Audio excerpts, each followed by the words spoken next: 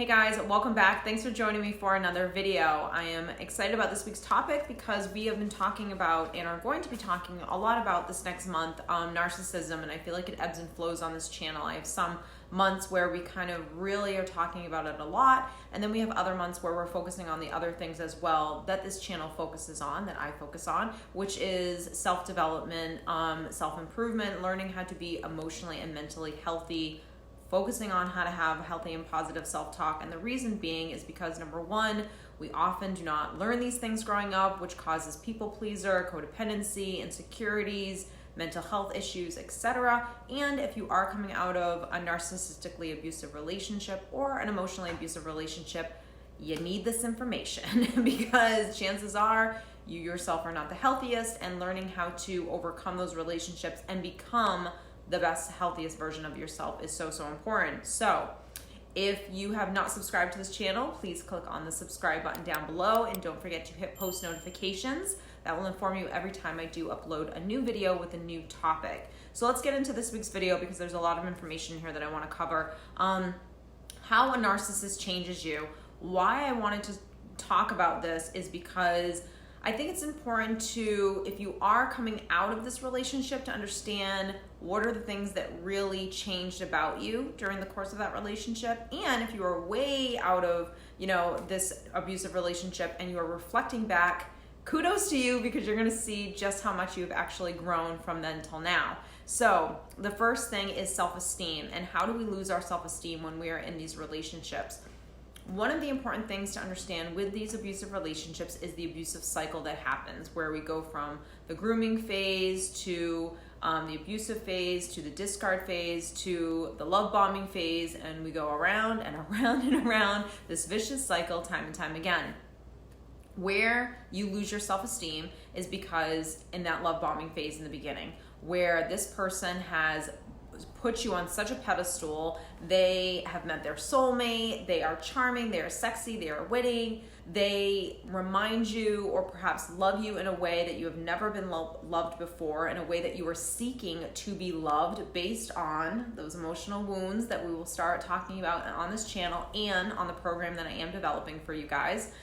Learning about these emotional wounds is so important because we operate from those wounds, and we'll get into that into another video.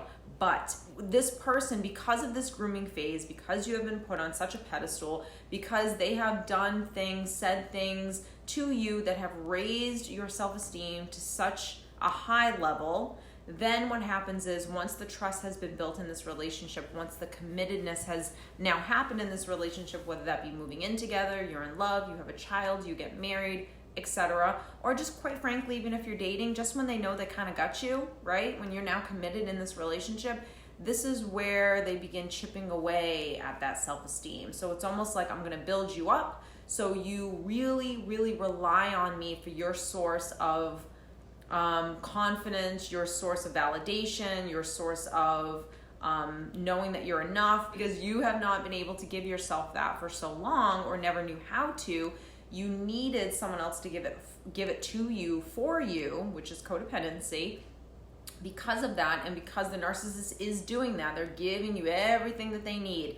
That builds a level of dependency, codependency, on that person. Like, hey, I'm not okay unless I have this person. So when that codependency, when that dependency tends to happen in that relationship, if I start insulting you, throwing jabs at you, hurting your feelings, trying to diminish you, right? I now, the narcissist has control over whether or not you feel good or whether or not you feel bad. Now, the next thing is you lost your sense of self, and sense of self is different than self-esteem. So your sense of self is who you are. Your self-esteem is more of your self-worth and how you view yourself, but your sense of self is who you are, how you view yourself, your connection to yourself. So if you lost that, that's because you have given someone else control over you. So without having a sense of self, you don't know who you are, you don't know what you want, you don't know how you feel, you don't know what you think, etc. Now, the narcissist also doesn't have a sense of self, but what they do that's different than what someone with codependency does is they are constantly playing a character. So they're trying to be something because they don't know who they are. They're trying to they talk in such a way, they play such a character because they think that that's what people want to see in them. By playing this character, it makes them feel or get admiration for playing that role, when really they don't know who they are, they don't know what they want. They just want the, I want to say like just the high from being this character and what people, how they view them and what they give them, right? Admiration, validation, etc. Whereas someone who's codependent, when you lose your sense of self, you don't know who you are, you don't know what you think, and you don't know to play a character. You're not mentally ill, you're not bipolar or narcissistic or a sociopath or anything like that. You are a normal person. You just lack the ability to trust your own self, to know your own self. So part of you does have a sense of self, but you really lose it in this relationship because who you are, your worth, your values, your thoughts are all based on what this person wants you to think and wants you to feel. So you don't ever ask yourself, how do I feel? What do I want? What do I think? It's all about what the other person wants. And so you lose your sense of self because of that, because you never are able to kind of stand up for yourself and say, this is what I think, this is what I feel, because you don't want to deal with, and this could be conscious or unconsciously you're doing this, you don't want to deal with the backlash and what's going to happen, the uncomfortableness, the fear of confrontation that's going to happen when you stand up for yourself and know your sense of self and are able to communicate that with someone who's toxic and unhealthy. So on a very, very unconscious level, you do know that you're dealing with someone who is abusive, and you fear that because you don't know how to stand up to yourself or stand up for yourself, because you've never done it, you've never practiced it, which is a practice. And so because you haven't learned this skill, practiced this skill, you don't do anything at all, and you conform to what someone else wants you to be and think and feel. Now the next thing, and this is something that really, really happens often, not just with, narcissistically abusive relationships, but when you're dealing with someone who is codependent, if you are codependent yourself or have some people pleaser in you and everything like that, when you are just that neediness, that craving of a relationship and love and validation, if you have ever felt any of that, you'll know that you'll get into a relationship and you completely lose your life. Like, you don't hang out with your friends anymore, you don't make yourself a priority, everything is about waiting by the phone. When is he gonna call? When is she gonna call? What are they gonna want us to do tonight? It's always about the other person. Like, you don't have hobbies, you don't do things without this other person. It's like your whole world is wrapped around this relationship and this person. Now, one of the things with when you kind of lose just your own life, right? When that happens, number one, regardless of a narcissist, that's not something that's attractive to anyone.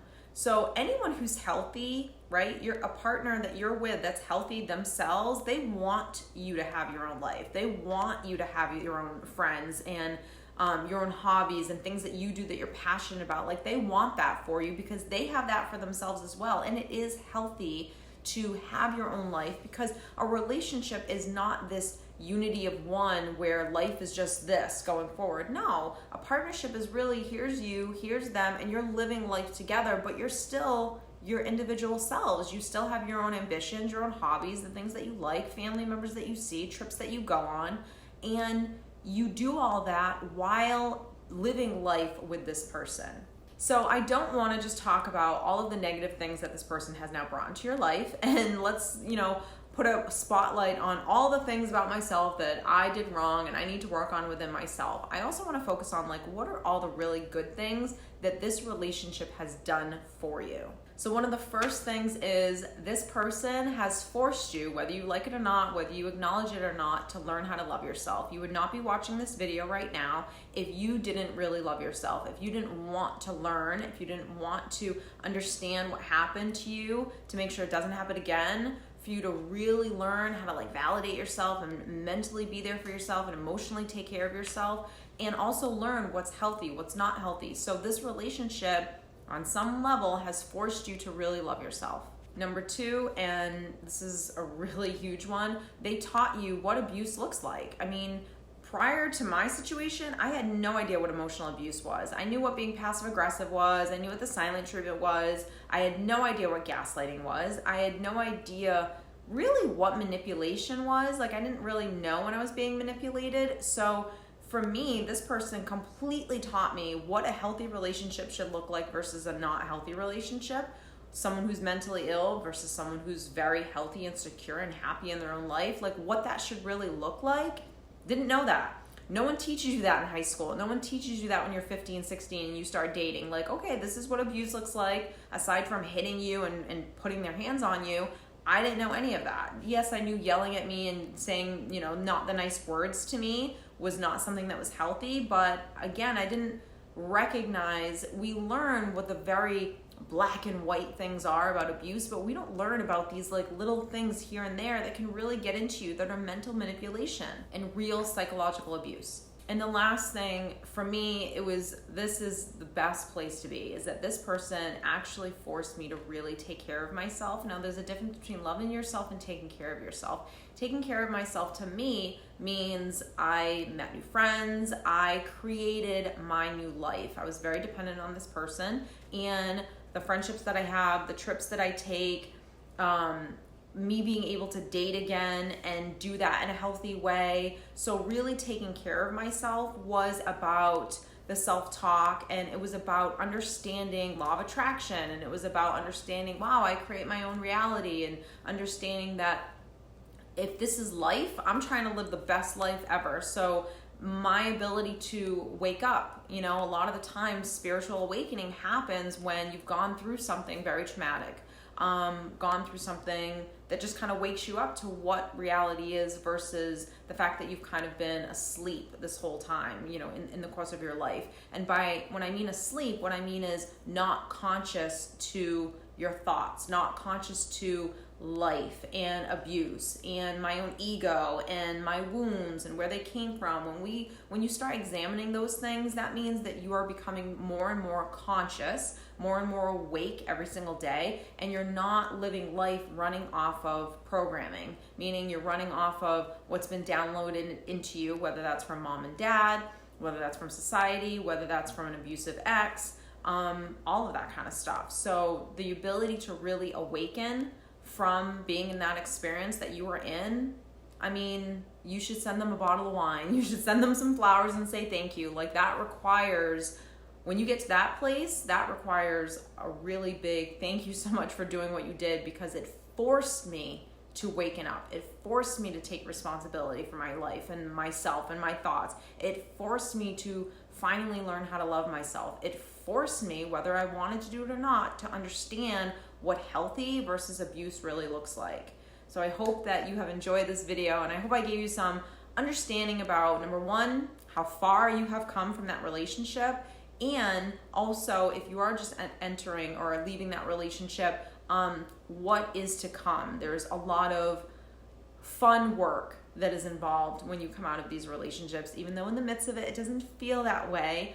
But if you embrace, where you are in your life and the situations you've been dealt, and really, really learn the lessons, they're huge takeaways, and it really will transform your life, and you'll be 10 times happier than you ever thought you could imagine. So I hope you enjoyed this video. Please comment down below with where you are in the process. Are you just coming out? Have you been out of it for 20 years? And kind of what were your struggles dealing with coming out of these relationships? So don't forget to give this video a thumbs up, and I will see you next week.